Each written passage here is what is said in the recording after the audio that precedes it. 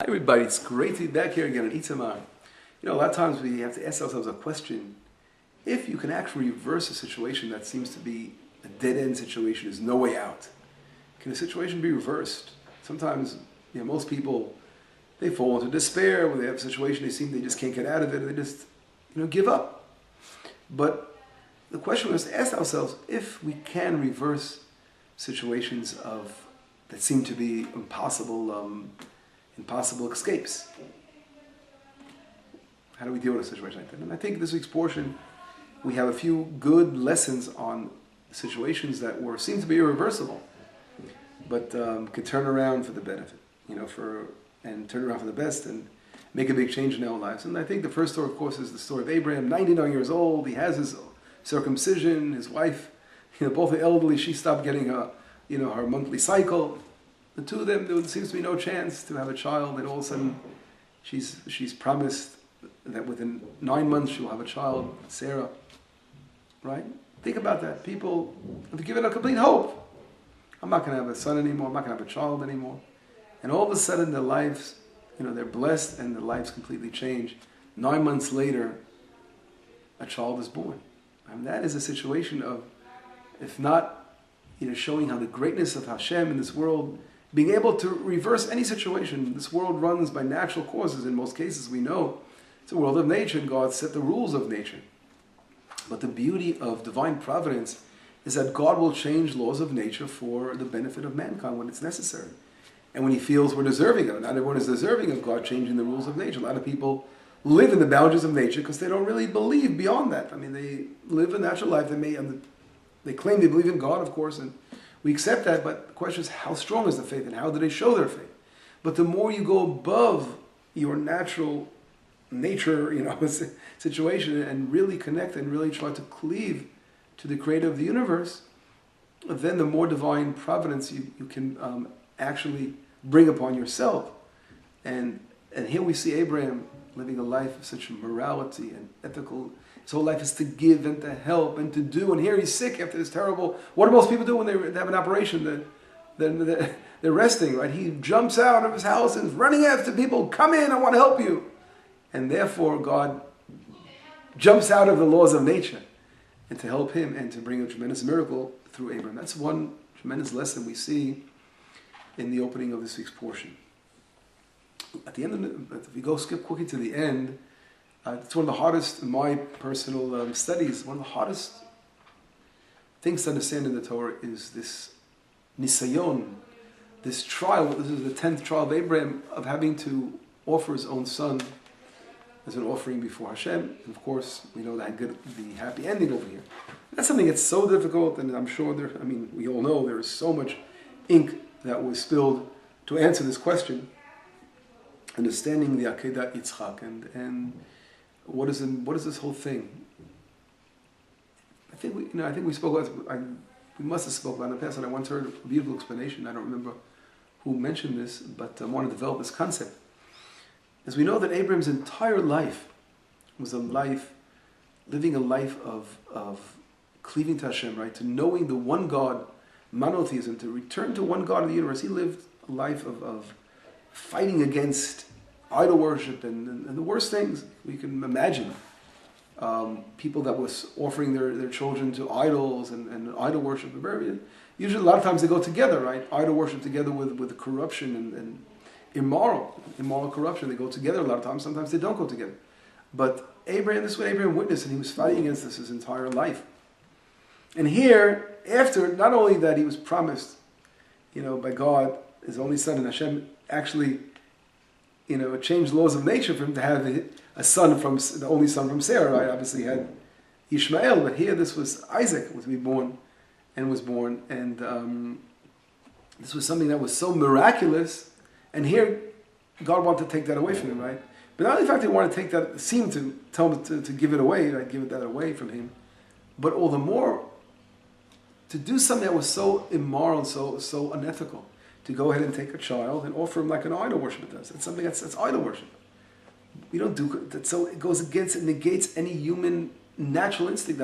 The natural instinct of a human being is to do good inside. As long as we tap into that natural instinct of ours to do good, we're tapping into God because we know that God is all good. So how could this concept, this idea of offering your own son before God is something that so negates any understanding of everything that Abraham believed in.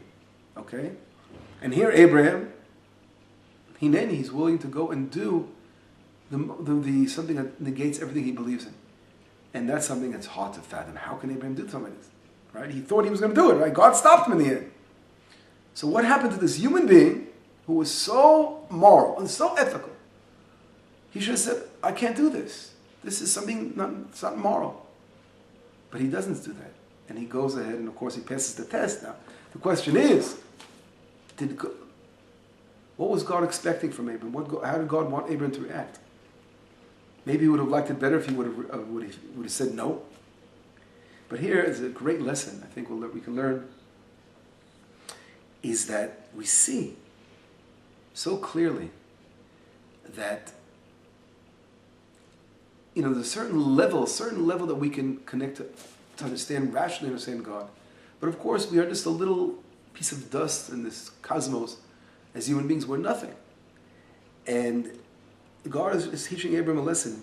You reach tremendous heights as a human being, understanding what it is to devote yourself to the Creator, understanding logic, and following your logic, and following your natural inner goodness within your heart, knowing that what's right and what's right and wrong. But here, this final lesson you're going to learn about faith and cleaving to Hashem is sometimes to realize that, and in certain situations, there are the situations that go beyond your understanding as a human being. And if you're only going to limit yourself to your human understanding, that can lead to the wrong direction in faith, in Jewish faith, which we study. What does it mean by that? Certain situations in life, you're not going to understand. Not every situation we're going to be able to explain it rationally, or sometimes ethically or morally. Certain situations are going to go beyond our understanding. And I can just throw at you right now the Holocaust. 6 million people being killed. Of course, the atrocity of the German nation, murdering and killing 6 million Jews. But that goes beyond to fathom, not only 6 million Jews, but of course how many other people they killed and murdered. But there are so many examples, right, of humanity, human issues, that terrible things that go on. And a lot of times people can say, where's God? Where was God in this picture? Of course the answer is, where was man? Hashem runs a world of nature, the rules of nature, but God is willing to step in many instances. And when he doesn't step in, okay, then we have to realize there's a reason for it. And this is what he's teaching to Abraham. Certain times, you're going to have to give your only son away. Okay, in a terrible situation, it happens. God forbid, but it happens. And people suffer in this world, but terrible tragedies take place in this world. And here, a miracle, an angel's not going to come along and save that child in every instance, in every case. Many times there are miracles that take place. So God is teaching Abraham a very important lesson. When that happens, when you seem to be trapped in the world of nature, and you ask yourself, why me? God is saying, you have to accept and know that there's a higher authority. And at the end you will know. And know that this life is temporary, and sometimes you just will never know the answer until a later stage in your life maybe. But that's an important lesson as well, and that's to be learned from the Akedah. Here, of course, a miracle takes place and God stops, but here he was preparing the entire world, preparing the nation of Israel for history, to realize certain situations we're going to have to offer the most precious of all, and sometimes be tested in that we're not going to have such a happy ending as what took place to Abraham. But Abraham, who represents the forefathers, we know that that's the end of time, which will be happening for all of us. And that's an important lesson of the Akedah. If we take it from here, we look in this week's Haftarah, the prophet, we read about Elisha.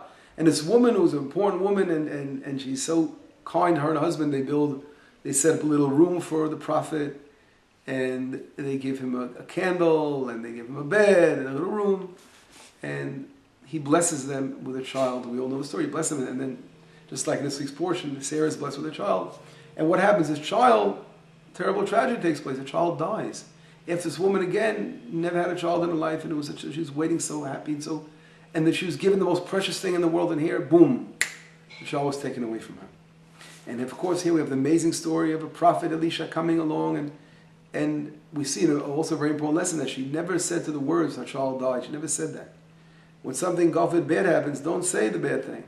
Because sometimes by saying it, you can bring out the, make it even happen. She never used the word, she always said shalom, peace is with the child. And then Elisha revives her son. And a miracle takes place, and that's how it's this week's portion is connected with that particular prophecy. But whatever it is, the same lesson is the lesson of the Akedah. Giving your most precious child over. And that's another example. Whether God is telling you, but of course the deep lesson here, God is telling Abraham that your children, many of them are going to have to give their only sons. And something that's going to be so precious that they're going to inherit, they're going to have this wonderful thing, and all of a sudden it's going to be taken away from them. How are they going to relate to me? Are they not going to believe because it was taken away from them? Only if it's, saying you have to realize that faith goes beyond our human understanding. And that was the great lesson God was teaching Abraham, and here also with the prophet Elisha. That we have to realize that in the most difficult situations, to always realize that Hashem is in charge. We have to rely on Him, to know that He blesses us. And even if we don't understand, we have to accept Him and realize that we are limited in our understanding. And that's a very important lesson of the Akedah. But anyway, Shabbat Shalom. Miss you all. Speak to you very soon. And have a wonderful week here. I hear the rain coming here in Shomron, Itamar. Let it rain. Let it be a very bountiful, wonderful year of rain. And our farmers will have a tremendous yield of produce to feed everyone here in the land. But anyway, Shabbat Shalom, Mitzvot Tovot, Yeshuot V'Nechamot.